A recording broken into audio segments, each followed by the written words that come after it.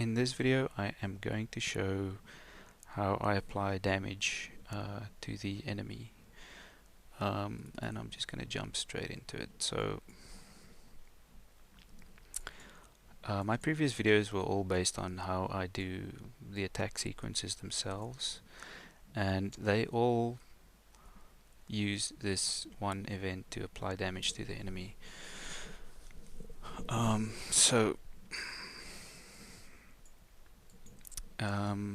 Pretty much the way it works is I've shown in my components. I have on my sword this capsule component, and that's what I use to check for overlaps on enemy characters. So that's what this event is, check the beginning overlap, and I run it through this first branch, which is my global control for whether I can or can't hit enemies, and it's controlled over here. So this is as soon as I attack, then I can hit an enemy, and on a 0.5 second delay that goes false, and then I can't hit enemies anymore. So that's just to prevent any accidental enemy hits based on, you know, the attack animations are usually longer than that, so you don't want to be able to hit enemies on the follow through and the reset and all that kind of stuff. So it's just like a global control to just plain switch it on and switch it off, even though I have this control in place, which I'll show now how that works, but there's just a global one for everything that happens in here to switch on and off. So the katana damage is run through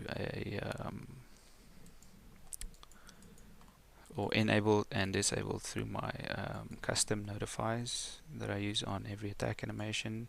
So at the beginning and the end of the sword getting, you know, the arc of the sword of the main attack move, I have start and end damage, and that just triggers this to happen. And so it can do damage or it can't do damage, and that will allow this branch to go through. So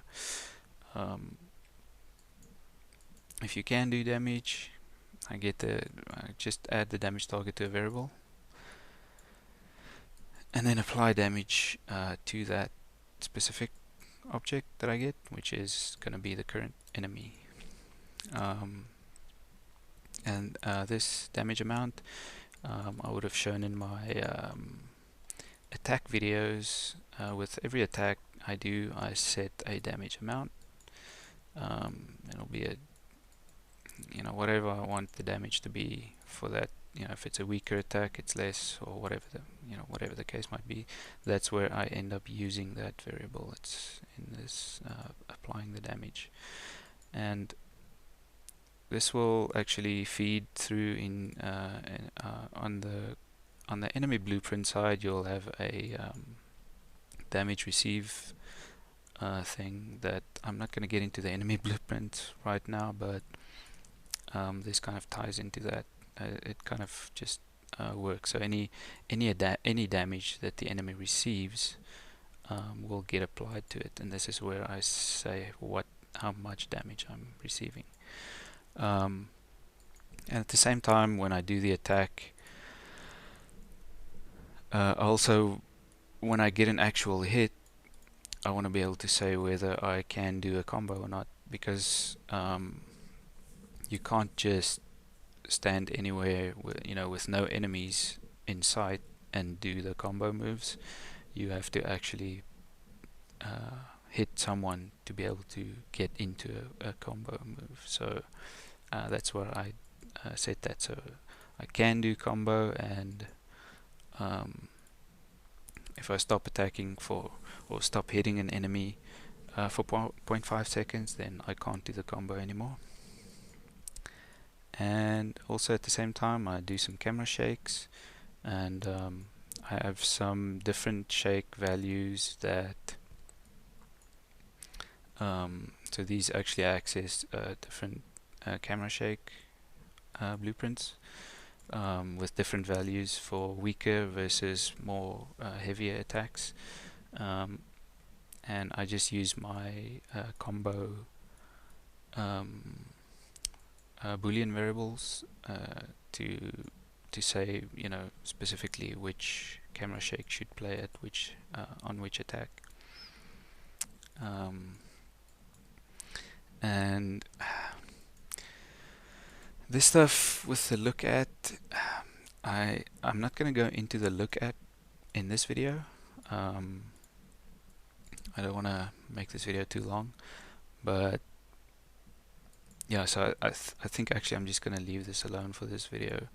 So, and this stuff down here is also for the look at. So the look at, just a real quick mention, the look at is for when you play with the keyboard and you don't have very accurate directional control on the player.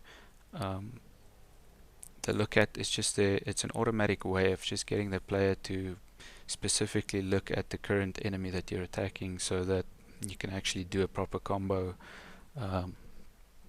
without worrying too much about just getting in the exact right position and things like that. So it's just a little extra help for the keyboard to actually function nicely compared to the gamepad, where you actually have very precise directional control. You don't need that, so I switch it off for the gamepad, but I actually have that running on for the keyboard so that you can actually face the enemy properly when you're attacking. So but I'll get into that in a different video. So that is actually my damage sequence. Actually pretty straightforward. There's nothing special going on. So I think that's going to be the end of this video, and a nice short one for a change. Yeah, so thanks for watching.